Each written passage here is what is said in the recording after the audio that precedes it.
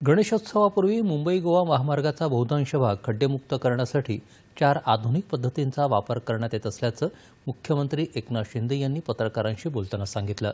पनवेलमधल्या पळसपे इथल्या मुंबई गोवा राष्ट्रीय महामार्गाची पाहणी मुख्यमंत्र्यांनी आज केली। जिओ पॉलिबर्ट techno batch method, rapid quick hardener M60 method, DLC method तसंच प्रीकॉस्ट पॅनल मेथड या पद्धतींचा वापर करून रस्ता दुरुस्तीचं काम सुरू आहे। राष्ट्रीय महामार्गाचे अधिकारी, सार्वजनिक बांधकाम विभागाचे अधिकारी, महाराष्ट्र राज्य रस्ते विकास महामंडळाचे अधिकारी यांनी मार्गाची पडताळणी करून कोणती पद्धत कोणत्या ठिकाणी वापरता येईल हे निश्चित करून काम सुरू करण्यात आल्याचं मुख्यमंत्र्यांनी सांगितलं। गणेशोत्सवापूर्वी जास्तीत जास्त काम होईल असा विश्वास त्यांनी व्यक्त केला।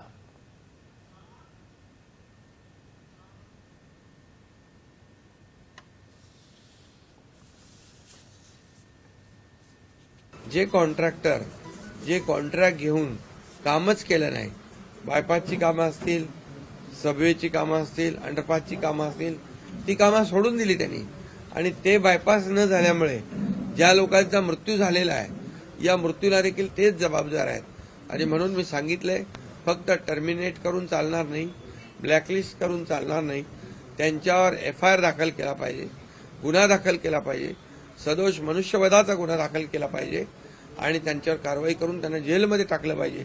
तर खऱ्या अर्थाने इतरही कॉन्ट्रॅक्टर याची सबक घेतील आणि अशा प्रकारे काम घेऊन पळून जाणे, सोडून देणे, लोकांच्या जीवाशी खेळण्याचा प्रकार करणे हे थांबेल। म्हणून मी स्वतः याच्यामध्ये वैयक्तिक लक्ष घातलेलं आहे। हे पूर्णपणे ज्यांनी या दिरंगाई केलेली आहे कामामध्ये, या कॉन्ट्रॅक्टरवर फौजदारी गुन्हे देखील करण्याच्या सूचना मी केलेल्या आहेत। रस्ते दुरुस्तीचं कंत्राट घेऊन वेळेत पूर्ण न करणाऱ्या कंत्राटदारांवर कारवाई करण्याच्या सूचना यावेळी मुख्यमंत्र्यांनी दिल्या। यावेळी मावळचे खासदार श्रीरंग बारणे, आमदार प्रशांत ठाकूर, आमदार महेंद्र थोरवे, आमदार भरत गोगावले यांच्यासह सार्वजनिक बांधकाम विभागाचे अधिकारी आणि कर्मचारी उपस्थित होते।